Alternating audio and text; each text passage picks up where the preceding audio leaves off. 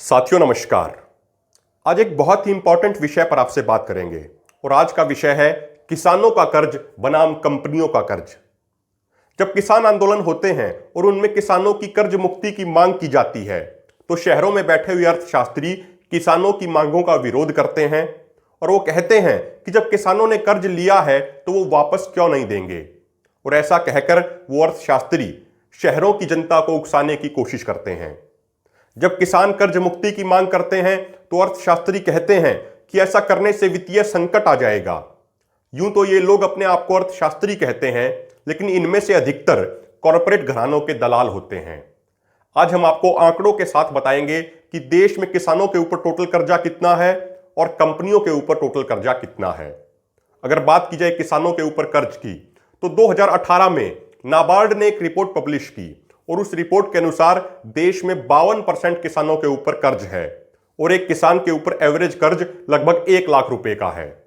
हमारे देश में टोटल 14 करोड़ किसान परिवार हैं, उनमें से 52% के ऊपर कर्ज है, यानी लगभग 7 करोड़ के आसपास किसानों के ऊपर कर्ज है और एक किसान के ऊपर एवरेज कर्ज है 1 लाख रुपए का, यानी देश के सभी किसानों के ऊपर टोटल कर्ज हुआ लगभग 7 लाख करोड़ का। इसके अलावा आपको यह भी ध्यान रखना चाहिए कि एक संगठन OECD ने अपनी एक रिपोर्ट में कहा कि सन 2000 से लेकर 2017 तक जो किसानों को उचित MSP दिया जाना चाहिए था वो उनको उचित MSP नहीं दिया गया, इसीलिए किसानों को 45 लाख करोड़ रुपए का नुकसान हुआ। यानी सन 2000 से लेकर 2017 तक जो 45 लाख करोड़ रुपए किसानों को मिलने चाहिए थे वो किसानों को नहीं दिए गए। आप इसे यह भी कह सकते हैं कि 45 लाख करोड़ रुपया किसानों की जेब से सरकारों ने निकाल लिया। इसके अलावा 2007 में स्वामीनाथन आयोग की रिपोर्ट आई थी और उस रिपोर्ट ने कहा था कि किसानों को C2+50% फार्मूले के अनुसार MSP दिया जाए। कांग्रेस ने कहा था कि वो उस रिपोर्ट को लागू करेंगे, लेकिन उन्होंने भी नहीं किया। माननीय प्रधानमंत्री मोदी जी ने 2014 के लोकसभा चुनाव से पहले कहा था कि अगर वो देश के प्रधानमंत्री बनते हैं तो वो पहली कलम से स्वामीनाथन आयोग की रिपोर्ट को लागू करेंगे। वो प्रधानमंत्री बने, लेकिन उन्होंने भी स्वामीनाथन आयोग की रिपोर्ट को लागू नहीं किया। CACP की एक रिपोर्ट के अनुसार यदि 2007 से ही स्वामीनाथन आयोग की रिपोर्ट को लागू किया जाता तो देश के किसानों को हर साल लगभग 2 लाख करोड़ रुपए अधिक मिलते, यानी 2007 से लेके 2020 तक किसानों को लगभग 25 लाख करोड़ रुपए अधिक मिलते और वो किसानों को नहीं दिए गए।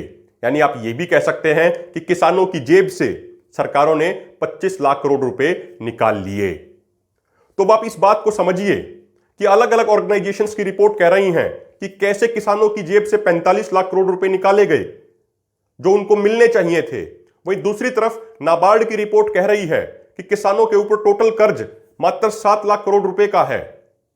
तो अगर किसानों का हक सरकारों द्वारा दिया जाता, अगर उनको उचित MSP दिया जाता तो किसानों को तो 45 लाख करोड़ रुपए मिलने चाहिए थे।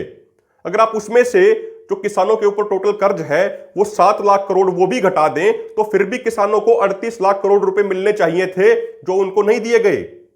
इसके अलावा एक अन्य रिपोर्ट ये कहती है कि सन 2018 में कृषि लोन के नाम पर 615 परिवारों को 59,000 करोड़ रुपए का लोन दिया गया, यानी एक परिवार को एवरेज 95 करोड़ का लोन दिया गया। अब समझने योग्य बात यह है कि देश में ऐसा किसान कौन सा है जो 95 करोड़ रुपए का कर्ज लेता है। असल में जो ये एग्रो बेस्ड इंडस्ट्रीज होती हैं वो किसानों के नाम पर कर्ज लेती हैं और इस तरीके से किसानों का लूटने का काम करती हैं। इसमें सरकार और उन कंपनियों की सांठगांठ होती है।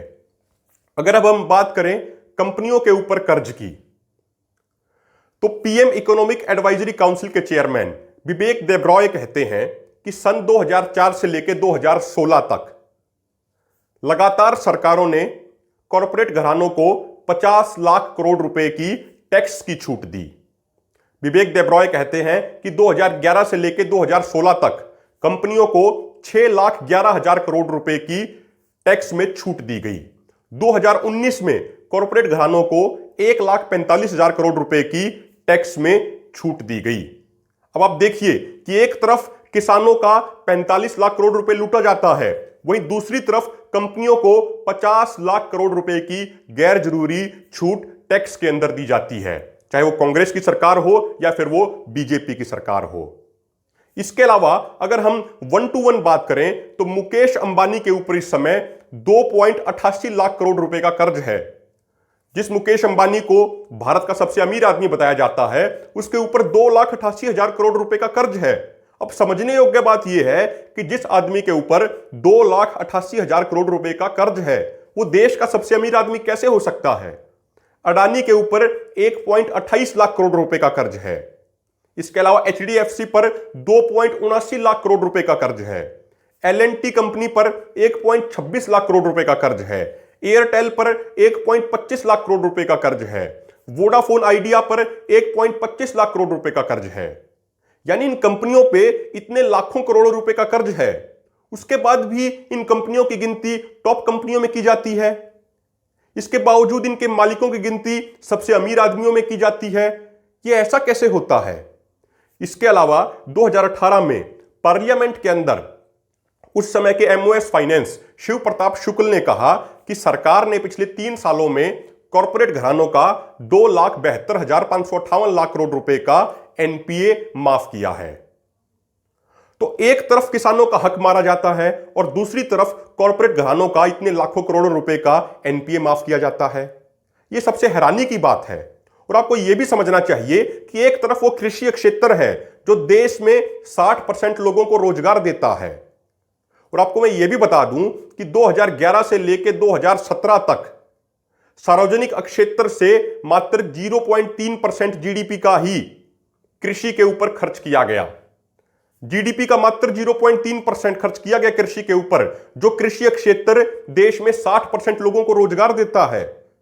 वहीं दूसरी तरफ कॉर्पोरेट घरानों के ऊपर लाखों करोड़ों रुपए खर्च किए जाते हैं। और आप ये भी समझिए, जब इस समय कोरोना वायरस की वजह से सारी कंपनियां बंद हैं, सब कारखाने ठप हैं, उस समय किसान अपनी जान हथेली पर रखकर अपनी खेती कर रहा है और लोगों का पेट भरने का काम कर रहा है। तो अब आपको यह देखना है, अब आपको यह समझना है कि असल में कर्जदार कौन है। आपको न्यूज चैनल्स के माध्यम से बताया जाता है, आपको बहकाया जाता है कि किसानों के ऊपर इतना कर्ज है। असल में किसानों के ऊपर कोई कर्ज नहीं है। किसानों का तो लाखों करोड़ों रुपए लगातार सरकारों ने खाया है। वहीं दूसरी तरफ असली कर्जदार तो देश के बड़े बड़े पूंजीपति घराने हैं। लेकिन यह बात आप तक नहीं पहुंच पाती, क्योंकि जो अधिकतर न्यूज चैनल्स हैं उन पर भी इन्हीं कॉरपोरेट घरानों का कब्जा है, इसीलिए आप तक सच्चाई नहीं पहुंच पाती। तो साथियों, आज हमने आपको आंकड़ों के साथ बताया कि किसानों का कर्ज बनाम कंपनियों का कर्ज किस तरीके से है, किसानों के टोटल कर्ज की क्या हालत है और कंपनियों के टोटल कर्ज की क्या हालत है। अगर आपको हमारी वीडियो अच्छी लगे तो वीडियो को शेयर जरूर कीजिएगा, चैनल को सब्सक्राइब जरूर कीजिएगा। आपने हमें सुना, उसके लिए धन्यवाद। नमस्कार।